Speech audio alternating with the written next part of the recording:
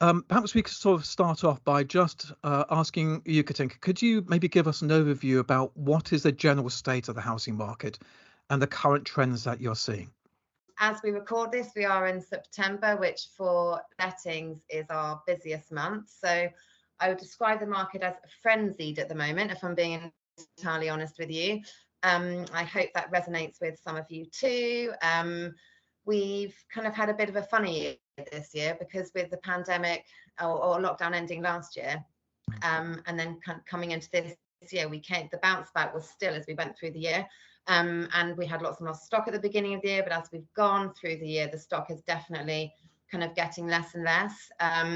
Our register, kind of our total lettings register, is just under where it was at this time last year. But the instructions we're bringing on are actually higher, which tells us that properties are coming on and they're going, they're coming on and they're going, because our register is pretty much kind of staying at the same level. And we've got about 4 people offering on every property we take on, which kind of gives you an idea of the supply and demand, and that might give you an idea as to why we're in this frenzied market.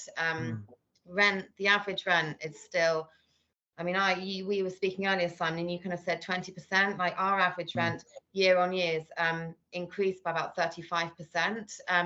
There are 2 reasons for that, actually. I feel one is the supply and demand. Rents are obviously, have increased massively through the year on the back of last year, the bounce back we had, and there's not enough supply for the demand. But I also feel like the higher end of the market has really come back this year. So whilst the average rents increased, I think my figures include the fact that the higher end of the market's really come back, whereas last year or the last couple of years, it's kind of been the bread and butter stock. But with restrictions lifting, kind of the families are moving again, which means that we're kind of renting more houses, and the higher end of the market's really transacting. Can I just circle back to the statement? You're saying that you think rents have gone up by about 30+%.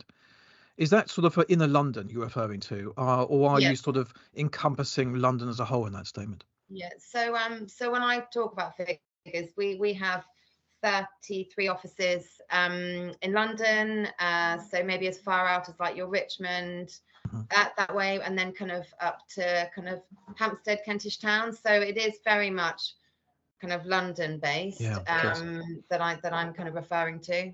That's extraordinary, isn't it? I mean, it just really shows the change in the course of a year. It's kind of hard to believe it. I mean, we live in the UK and it's hard to believe. So people relocating here, see, this is a really key message to get across.